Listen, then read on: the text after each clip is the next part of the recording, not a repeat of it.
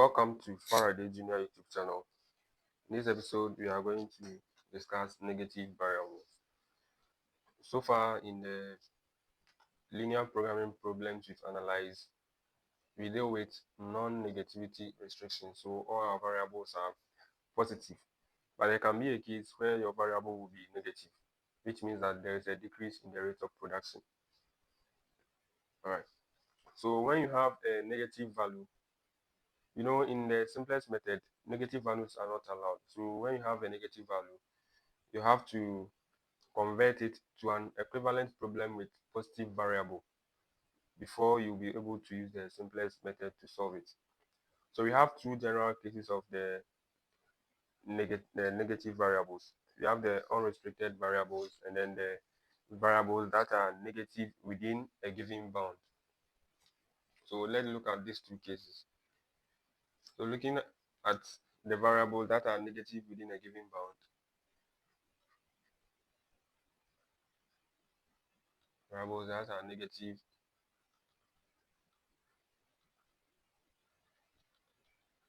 within a given bound. It means that they can take all negative numbers, but then within a given boundary. So let's say, for example, you have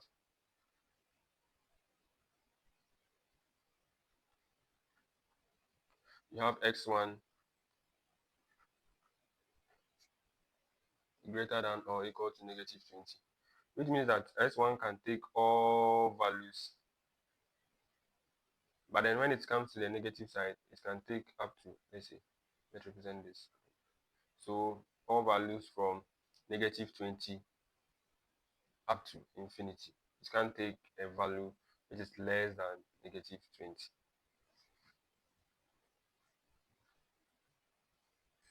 Yeah, so simple, that's it. So this is a negative variable. So to convert this into an equivalent problem with positive variable, you replace it with x1 is equal to s1 cap minus 20. So this is what you are going to replace wherever you see x1 in your given problem in the objective function and the constraints. You are going to, wherever you see x1, you are going to replace it with this expression, and then you have your problem with positive variable. Then you can go ahead and solve it using the simplest method. Let's look at the second problem, or the second case. This is the first case. So the second case is when you have unrestricted variables.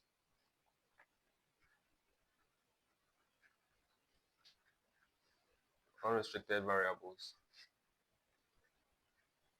This means that when we say a decision variable is unrestricted, it means it can take all negative value and then positive values as well.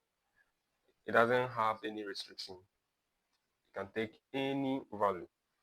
So let's take an example. For instance, if you have, let's say, a problem and then it says that x1 is unrestricted,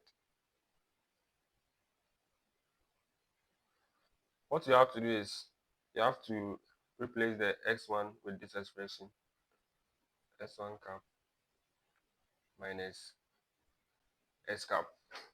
So this will be for all positive numbers, and then this will be for all the possible negative numbers. And that's it. So in your objective function and the constraints, wherever you see x1, you replace it by this expression, s1 cap minus x1. Then you have your problem with positive variables. Then you go ahead and use the simplex method to solve it. Simple as that. You see, x1 cap is saturated, but then this s cap is not saturated. This means that we can use it for any number of unrestricted variables in that particular problem. Let's say you have x2 to be unrestricted in this same problem. It means that x2 is going to be x2 cap minus s cap, which means that in your objective function and the constraints, wherever you see x2, you are going to replace it by s2 cap minus s cap. This second s cap is not having any subscript. So any for any given problem, depending on the number of variables you have that are unrestricted, no matter how you don't subscript this one, it's always escape. It's only the first one that you have to subscript it. That's it. Let's take an example so that you get to understand what I'm saying.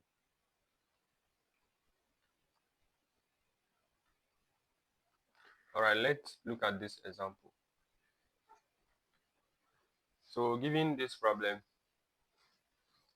what you have to do first is, see, we have a maximization problem, and then mixed constraints, and then we also have restricted variables. So let's analyze it.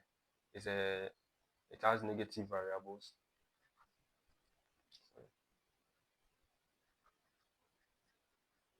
negative variables, and then it's also having mixed constraints. So whenever you have a problem where you have an unrestricted or a negative variable, first what you have to do is to convert it to a problem with positive variables, else you can't use the simplest method to solve it. So let's convert it to a positive variable. As I said earlier, wherever you see x1, you replace it by s1 cap minus s cap. So we do that for the objective function and the constraint. So let's do that. So our max z will be 9 into bracket s1 cap minus s cap plus 18x2, and then our constraints will now be 6 into bracket s1 cap minus s cap plus 3s2 equals 18, and then 2 s1 cap minus s cap plus 2x2, sorry, this is less than or equal 16. When you do this, it means that we've converted it, the negative variable or the unrestricted variable, to an equivalent problem with positive variable. So now we have it in a positive variable format. So this one is sorted.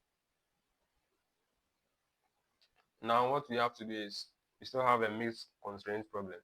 So we go ahead and then convert it into the simplex standard form before we can go ahead and use the simplex method to solve it. So to do that,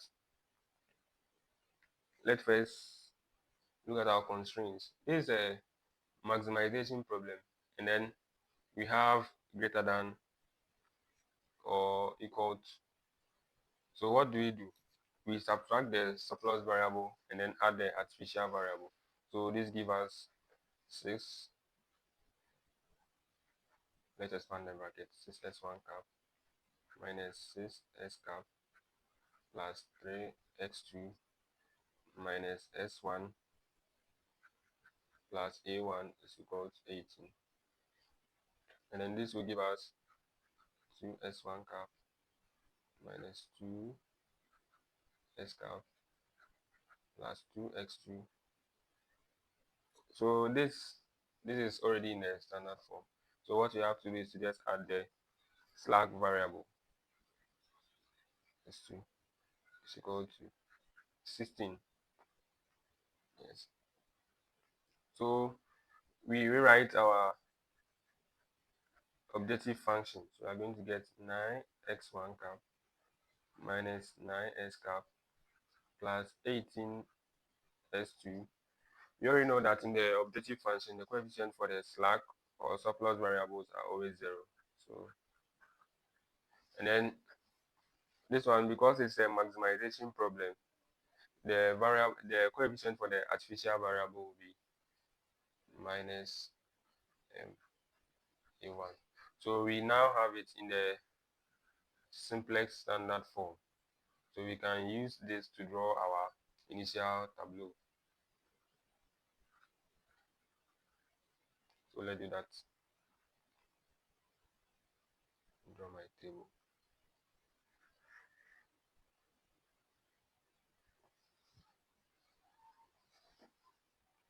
Alright, so we have CJ, CB this way. We have our bases here. We have our BI. We have S1 cap, S1, sorry, S cap rather, S cap, S2, S1, S2, and then our artificial variable here.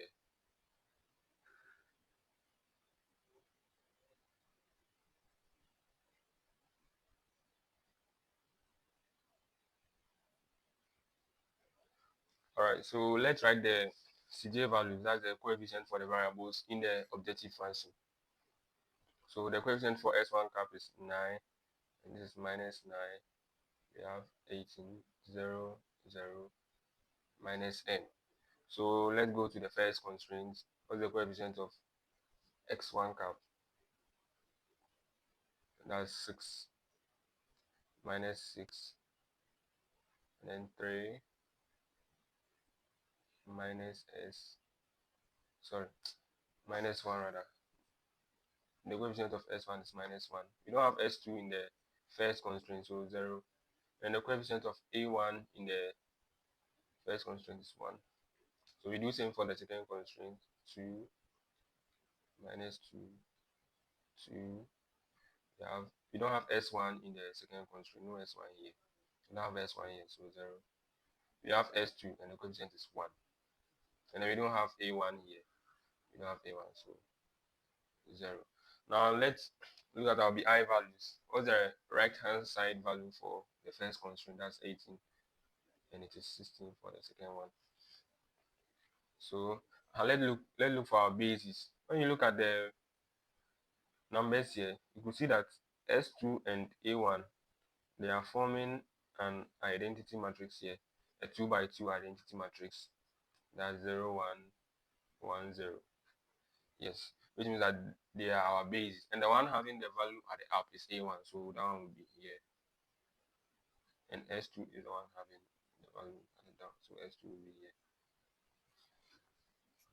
This is J, and because it is a maximization problem, we are going to have cj minus zj. So let's calculate for our zj values. Sorry, I didn't write that. So you write the coefficient of this basis here. That's minus n and 0. Alright, so our zj values, you multiply the values here by the CB values. So for here, 18 is 18 times minus m. That will give us minus 18m plus 16 times 0. Plus 16 times 0, that's 0. So we have minus 18m. You do same for here. That will give us minus 6m. This one minus 6 times minus m. Negative, negative, so positive. 3 times minus m. That will give us minus 3m. The reason why I'm not adding the sign is because here is 0. So whenever you multiply, you get 0. So here minus 1 times minus m is positive m, plus 0 times this 0, you get 0. So 0 times minus m is 0, you get 0. And then 1 times minus m will give us minus m. So you go ahead and calculate for us cj minus zj values. So the values here are our cj values, and we have zj here. So 9 minus 6m minus 6m rather, 9 minus 6m, which gives us 9 plus 6m, and then minus 9 minus 6m gives us minus 9 minus 6m. 18 minus 3m gives us 18 plus 3m. 0 minus m, that will give us minus m. 0 minus 0 give us 0. Minus m minus m also give us 0. So now we go ahead and then look for our pivot column. For the pivot column, you take the largest non-negative value in the cj minus zj row.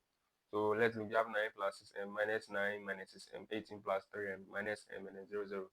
So the largest non-negative value or the largest positive value, which is this one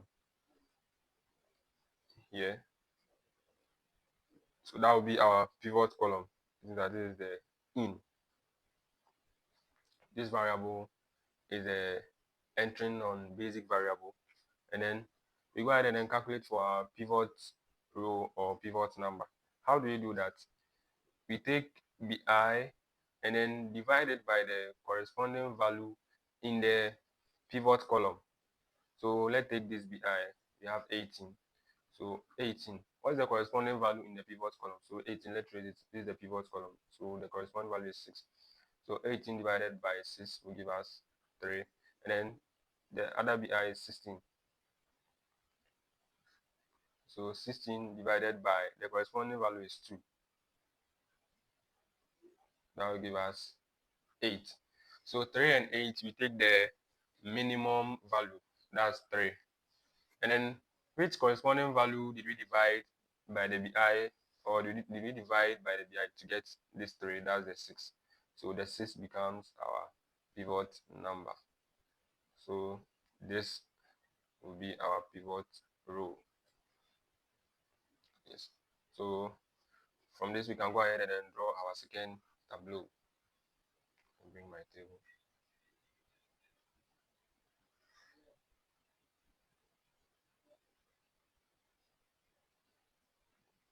So CJ, CB, basis, BI, S1 cap, S1, S cap, S2, S1, S2. We have our A1 here. Alright, so this is how we get our values for the second tableau. The pivot row, what you have to do is you have to divide all the values there by the pivot number. So this is the pivot number. So you are going to divide all these values.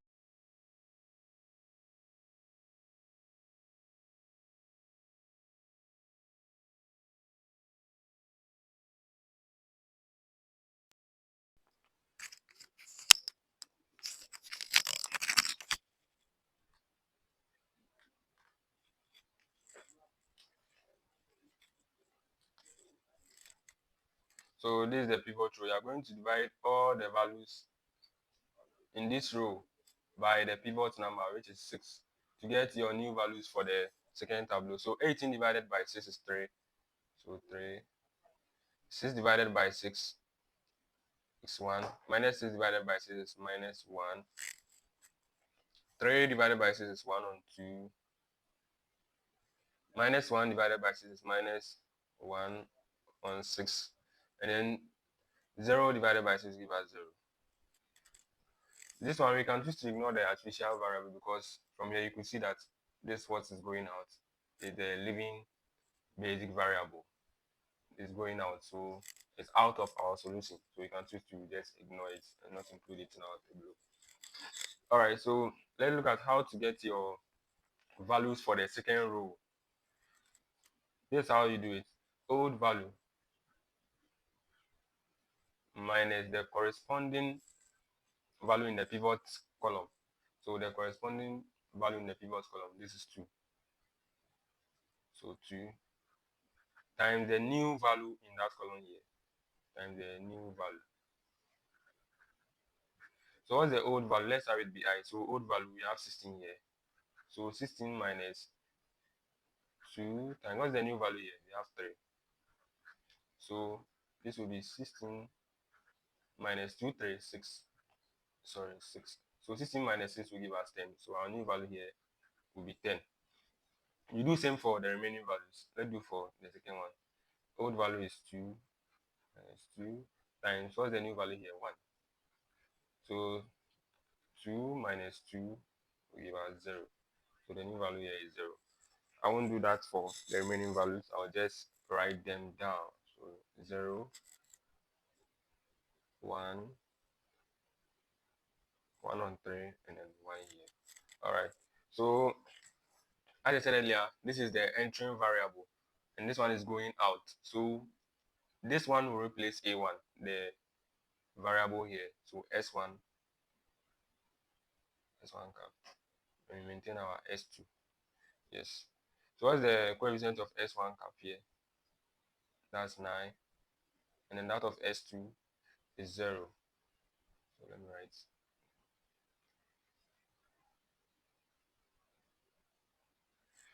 Alright. So let's calculate for our ZJ values. As I said earlier, this 3 times 9 plus 10 times 0. So 3 times 9 is 27. 27 plus 10 times 0, that will give us 0. So 27 plus 0 is 27. 919. 0 times 0 is 0. So this one will give us minus 9. This one will give us 9 on 2 minus 9 on 6. And then this will give us 0. So let's look for our CJ minus DJ values. So CJ minus DJ, this is our CJ values. And then we have the DJ here. So 9 minus 9 will give us 0. Minus 9 minus minus 9 will give us 0. 18 minus 9 on 2 will give us 27 on 2. 0 minus minus 9 on 6 will give us positive 9 on 6. And then 0 minus 0 will give us 0. Alright, so we are done looking for our CJ minus DJ values. What we have to do next is to look for our pivot column or the entering of basic variable. So how do we do that? We look for the largest non-negative variable in the CJ minus DJ row. So we have 0 here, 0, 27 on 2, 9 on 6, and then 0. So obviously this is our largest non-negative variable. So that will be our entering non-basic variable. So how do we look for the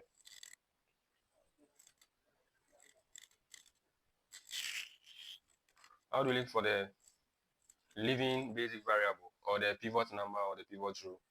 So take bi and then divide it by the corresponding value in the pivot column.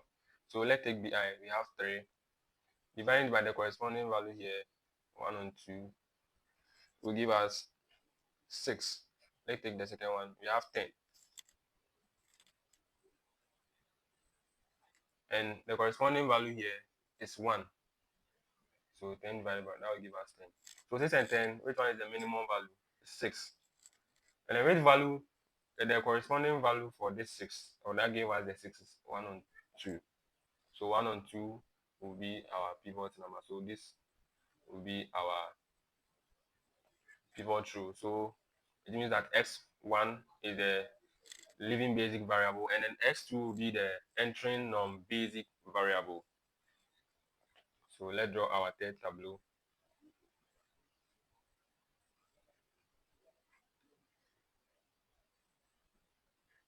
Let's quickly draw our third tableau. Alright, so CJ and CB, we have our bases here, BI, S1 cap, S cap, S2, S1, S2, 0, 0, 18, minus 9, 9. We have CJ here, CJ minus J. Alright, so let's, as I said earlier, for the pivot row, what you have to do to get your new values for the next tableau is just divide it by the pivot number. So all these values, you divide them by the pivot number, which is 1 on 2. So 3 divided by 1 on 2 will give us 6. So let me just write down the values. You know how I got them. If you don't understand, you can take your time, and then once you will understand how I got the value. So for the second row, how to get your values, as I said earlier, the old row value or the old value minus this one is the corresponding value in the pivot column. So this row, what value is in the pivot column? This is the pivot column. The value is 1. So 1 times the new value in that column. So let's do for BI 10. What will be the new value in this table? So that's the old value. 10 minus 1 times, what's the new value here? That's 6. So 10 minus 6, that's 4. So we get 4 here. let's do for the second one. We have 0 here. So 0 minus 1 times, what's the new value here? That's 2. So we have 0 minus 2. That will give us minus 2. So you do same for the remaining value. You do same for 0, 1, 1, and 3 to get your new values here. So I'll just write them down. I know you can do it. You have to get these values. 2 and 3, and then 1 here. So let's go ahead and then, okay, so for our bases, as I said earlier, S1 cap is leaving, and then S2 is entering. So S2 will come. Our S2, we are maintaining it. All right, so what's the coefficient of X2? 18. And then S2 is 0. So 0. Alright, so let's look for our ZJ value. So 6 times 18, that will give us 108 plus 4 times 0, that's 0. So 108. 2 times 18 is 36. Minus 2 times 18, minus 36. 1 times 18 give us 18. Minus 1 on 3 times this 18 will give us minus 6. 0 times 18 is 0. Alright, so our CJ minus ZJ values will now be 9 minus 36. That will give us minus 27. Minus 9 minus minus 36. So that will be minus 9 plus 36. That will give us positive 27. 18 minus 18 will give us 0. 0 minus minus 6 will give us positive 6. And this one also give us 0. So let's go ahead and then look for our entering non-basic variable and then the leaving basic variable. So what you have to do is look for the largest non-negative value in the ZJ minus ZJ. We have minus 27, 27, 0, 6, and 0. So obviously this is our largest non-negative variable. So that column will be our pivot column or the entering basic variable. So how do we get our pivot row or pivot number? We take the BI value and then divide it by the corresponding value in the pivot column. So BI value we have 6.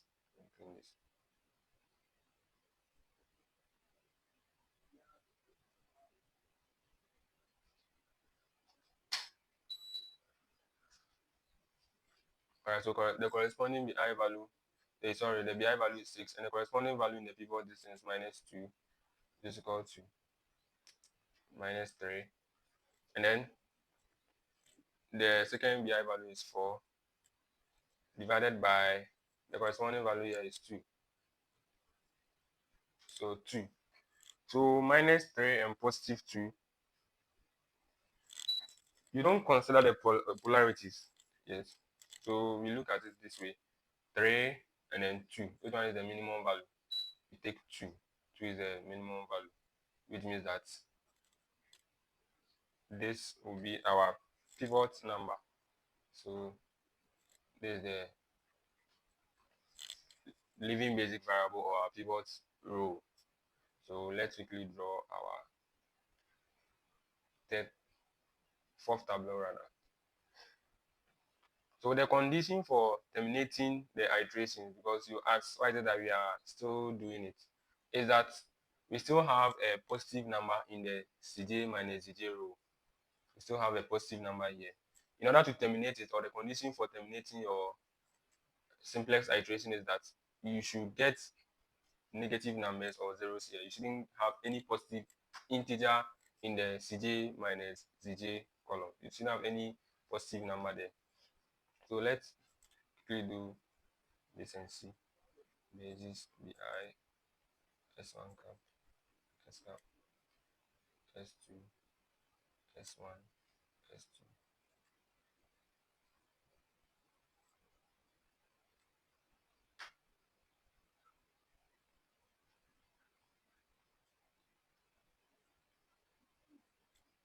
So from here we know that S2 is leaving because that's the leaving. So this out, S2 is leaving, and then S cap is coming. So let's maintain our X2, and then S cap will come in. And what are the coefficients? What's the coefficient of X2 here? S2 is 18, so we write it here. And then S cap is minus 9, so minus 9. All right, so as we did for the previous table, we divide all these values. Sorry, here our pivot number is in the second row, so you divide all these values by the pivot number, and the pivot number is 2. So all these values divided by this 2. So 4 divided by 2 will give us 2. Here will be minus 1, because minus 2 divided by 2 will give us minus 1. 2 on 2 will give us 1. 0 on 2 will give us 0. Minus 2 on 3 divided by 2 will give us 1 on 3. And then 1 divided by 2 will give us 1 on 2. So let's calculate for the values of this row, the upper row, or the S2 row. So as we did for the previous ones, old value minus the corresponding value in the pivot column, that's minus 2. This is the pivot column, this column. So the value in this row, that's this minus 2, that's why we have minus 2, times the new value here. So the new value. All right, so the old value here is 6 minus 2 times, what's the new value here? Bi 2. So we have 6 minus 4, that will give us 6 plus 4, so 10. So your Bi value here is 10. Here we have 2, our old value here is 2 minus what's the new value here? It's minus 1 times minus 1. So we have 2 minus, this will give us minus 2 times positive 2, so 2 minus 2 will be 0, so we get 0 here. As you always do, I'll just write the values for the remaining ones, then you do the rest yourself. You can do your computations and then confirm the values. So 1 minus 1 on 3 and then 1. Alright, so let's look for our ZJ values. So 10 times 18, that's 180, minus 9 times 2, that will give us 18. So 180 minus 18, that will give us 162. So here 0 times 18 will give us 0, plus minus 9 times minus 1, that will give us positive 9. Here 0 times 18 will give us 0, and then minus 9 times 1, that will give us minus 9. And then here 1 times 18 is 18, plus 0 times 16 will give us 0. 0 plus 18 is 18. Minus 1 times 3 plus minus 1 on 3 times 18 plus 1 on 3 times minus 9 will give us 3.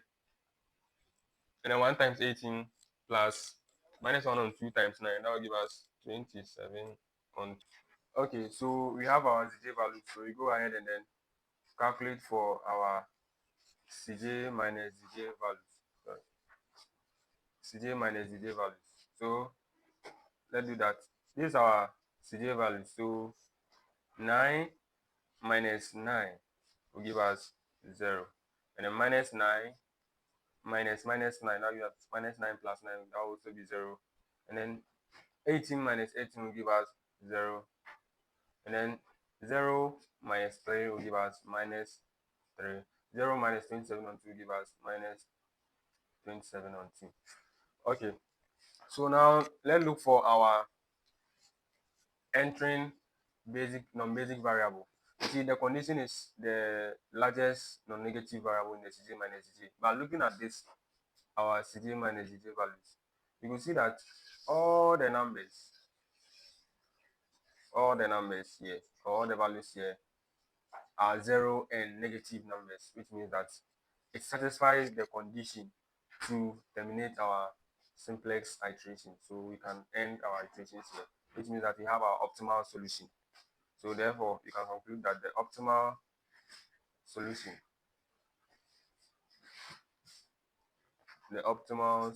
of the problem is x2 is equal to 10, and then s cap is equal to 2, where our z is equal to 162. So this is our optimal solution from our simplex, using the simplex method. But then the question given was in x1 and then x2, but we have our answer in the s cap and then x2. You see, it says where x1 and x2 are production rates. So we are interested in s1 and x2, not S2 and then S cap. So how do you get our x1? You can get it by using this equation or this expression. So we now substitute our values for x1 cap and then S cap to get the value for x1. So let's go back to our final table. We know that x1 is equal to s1 cap minus s cap, but s1 cap is equal to, so looking at our final tableau, we don't have s1 cap in our solution here, so it is 0. So s1 cap is 0, non-basic. And then our s cap is equal to 2. So therefore, x1 is equal to 0 minus 2, to give us minus 2. So we can now conclude that our optimal solution is x1 is equal to minus 2 and s2 is equal to 10.